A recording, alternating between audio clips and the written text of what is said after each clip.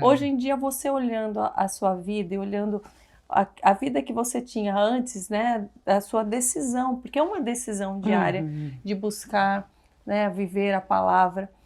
Onde você percebe as principais diferenças, assim, de você antes e você hoje em dia? Nossa, tantas. Eu vejo. Primeiro, uma coisa que eu aprendi, assim, as 3 etapas da glória de Deus, né, na nossa vida.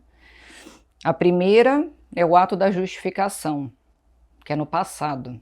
Jesus, uma vez que a gente aceitou Ele como nosso mestre e salvador, ali existiu o ato da justificação.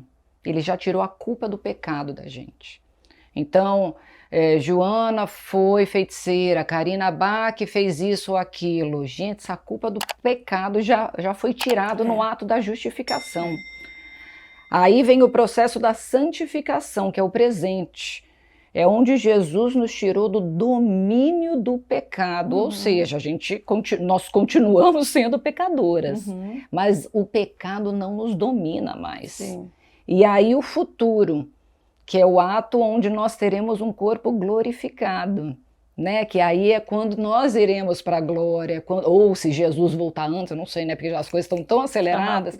Então eu fico vendo, quando eu fico meditando nessas 3 etapas da glória de Cristo nas nossas vidas, eu falo, gente, esse processo de santificação, para alguns, eu vou falar para mim, tá?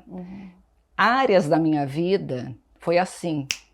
Um exemplo, a cada 10 palavras numa frase, 9 eram palavrão, quando eu falava alguma coisa.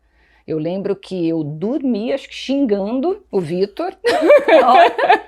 Você era raivosa? Você era mais explosiva? Eu não era, não, mas eu sempre fui muito easygoing, eu sempre fui muito assim, ai, tá tudo bem. Eu sempre fui muito assim... E continuo sendo, claro, mas agora eu tenho a alegria do Senhor. O palavrão é cultural. Eu estava falando outro dia, né, com as minhas filhas. É tão cultural que as pessoas não percebem que elas estão falando palavrão. Para elas não é um palavrão, a não ser quando você xinga alguém, né? Mas é tão cultural que está entranhado numa sociedade como se você falar o F-word é parte do dia a dia, faz parte da sentença. É como se você colocasse um né. Ah, então, né, gente? Para eles é normal e para mim era normal. Você tem irmãos? Tenho 2 irmãos e uma irmã. E será que às vezes era isso também? Conviver mais com o menino? Não, meu pai sempre foi bocudo, a cultura em si, né, é assim. E eu lembro que nesse processo de santificação... Você se pegou nisso. Uma das áreas que, assim, foi um milagre na minha vida, foi assim, ó, pá! Eu, da noite para o dia, parei, mas parei mesmo, Karina, assim, de Deus limpar os meus lábios. Esse foi um ato rápido no meu processo de santificação. O processo de santificação com a bebida alcoólica foi um processo, entendeu? Eu tive que entender, eu tive que orar para Deus me mostrar, e aí realmente eu me senti convicted mesmo, falar, não, eu não quero mais, entendeu? Se eu posso me encher do Espírito, por que eu vou me embriagar com vinho? Não que eu me embriagava, mas enfim, mesmo a Bíblia não condenando, né, tipo, fala, beba em moderação, tal, enfim, era uma coisa que me incomodava. Sim. Então isso foi um processo na minha vida. Eu parei vestimenta.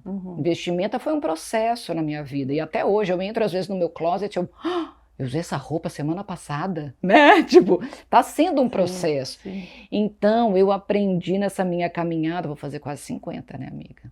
De convertida, tamo junta, né? De convertida você tá mais de convertida, eu me converti em 2000 e eu casei em 2003, me converti em 2003, faz bastante tempo já.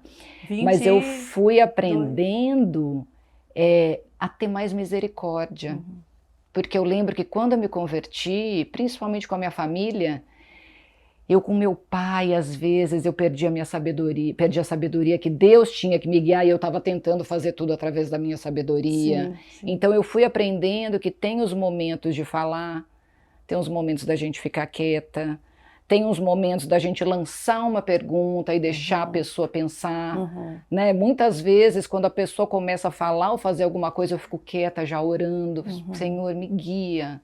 né, me orienta, eu falo, não falo, como eu falo, que seja o Senhor falando e não eu. Então acho que a gente vai tendo, né, mais essa sabedoria divina mesmo, porque realmente não é que a gente fica chata, é porque outro dia eu e o Vitor a gente fez no Stories um post rapidinho.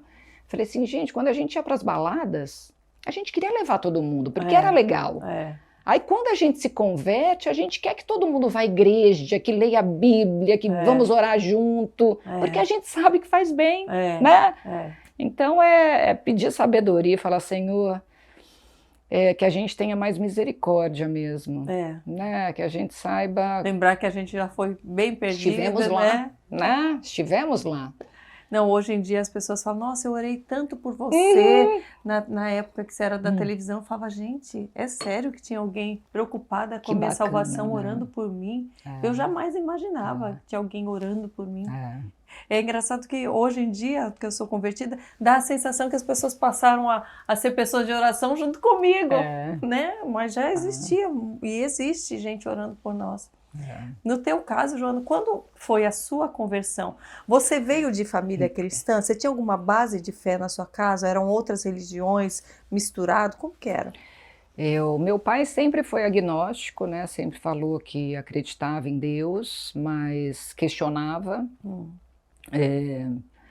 Só um parênteses, tá? A Vivi, minha filha do meio, está agora morando no Brasil, né? Porque, enfim, o vôlei no Brasil é referência, então ela está lá morando no Brasil e de final de semana ela vai para casa do meu pai, dormindo no meu quarto, que era o meu quarto, enfim, de adolescente.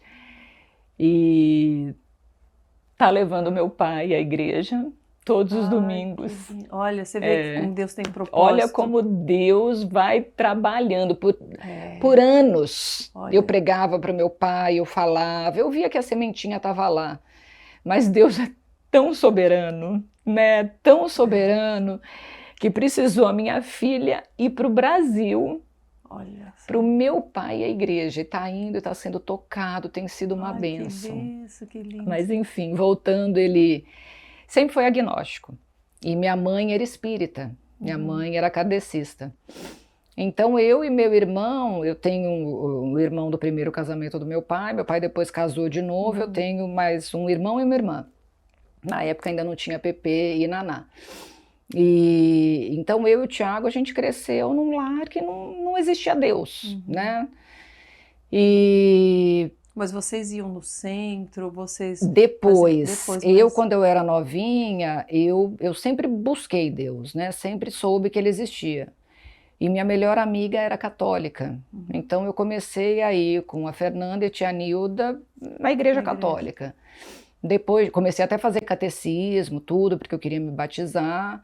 Mas eu comecei a questionar depois de um tempo. Eu falava, gente, mas vocês são cristãos e cadê a Bíblia, né? Porque a Bíblia é o manual do cristão. Enfim, aí comecei a questionar algumas coisas e comecei a ir no centro espírita com a minha mãe. E aí, depois, chata, né? Depois de um tempo, comecei a questionar também. Eu falei, mas peraí, Allan Kardec, os evangelhos de Jesus Cristo, mas isso e aquilo e tal. Eu comecei a questionar. E nesse meio tempo eu conheci o Vitor. Foi no meu auge de TV, assim, no meu auge de TV, conheci o Vitor, e o Vitor era cristão, mas era aquele cristão com o pé no mundinho, assim, bem, um cristão bem... Outro dia a Kiara achou uns vídeos nossos na Casa dos Artistas, e o Vitor já era cristão, aí a Kiara assistindo o vídeo, ela, mamãe, o papai não era cristão não, mamãe. Olha isso aqui. Mamãe, ele falou um palavrão, mamãe. Aqui, eu falei, seu pai não era tão assim. Mas aí, claro, né, a tendência do crente que a gente estava falando, ele me deu uma Bíblia. E eu, imagina, eu kardecista, o que você está me dando uma Bíblia? A gente sempre discutia vida eterna, reencarnação, dananana. E aí, um belo dia, do nada, eu falei, Vitor, quero ir à igreja. Vamos à igreja. Ele não ia, não estava indo. Ele não estava indo, não estava indo. E aí, um amigo do Vitor, o pastor Maurão, era um personal trainer da Companhia Atlética, gigante, black belt de jiu-jitsu. Ele tinha uma igrejinha na casa dele. Olha só. E essa necessidade tua de ir, você lembra se teve algum motivo específico? De você querer ir? Eu buscava Deus, assim, eu sabia que Deus existia. Você tava assim, você sentia um vazio nessa época, algo ou não? Sempre Você estava tão assim sente. lá no, porque tem fases, né? Tem fases que a Ah. gente está no mundo sentindo vazio, tem fases que está tão lá envolvido com o mundo que nem percebe o quão vazio está, né? Eu acho que no fundo sempre vai ter um vazio, É. né? Sempre vai ter. O vazio sempre existia. Mas eu tinha essa necessidade, sabe? De falar, quem é Deus? Eu preciso conhecer, sabe? Sim. Tipo, a vida não pode ser só isso, Só né? isso, né? E, enfim, aí a gente foi, eu fui muito tocada ali. Eu falei, é esse Deus que eu quero servir. Isso deve ter sido, eu falo 2003, porque eu e o Vitor, a gente casou em 2003. Eu acho que deve ter sido início de 2003, porque eu lembro que a gente tinha uma vida de casados, né? E aí eu lembro que a gente deve ter sido no início de 2003, porque daí a gente começou a ficar incomodado com aquele relacionamento. E aí a gente decidiu se consagrar mesmo. A gente falou, olha, chega. Ele morava no Rio, eu morava em São Paulo. Eu falei, a gente não pode mais viver assim. Durante alguns meses até a gente casar, eu lembro que a gente tomou muito banho gelado, né, para poder...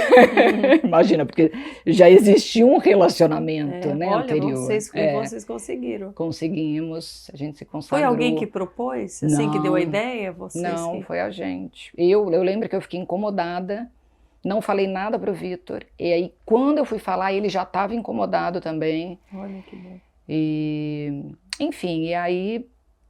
Desde então, aí, a gente até brinca, né, eu e o Vitor, a gente fala, existe uma vida pré-Vitor e Joana junto e uma vida pós-Vitor e Joana juntos, porque ele já era convertido, mas ele não vivia. Não vivia, na verdade acho que ele nem era convertido ainda, né? Ele conhecia a palavra, ele já tinha um entendimento, mas ele não tinha realmente se convertido, né? Então, quando a gente realmente casou e estava ali junto, foi quando a gente começou realmente a buscar Deus, a querer mais. Vocês né? buscaram juntos, então? Buscamos juntos.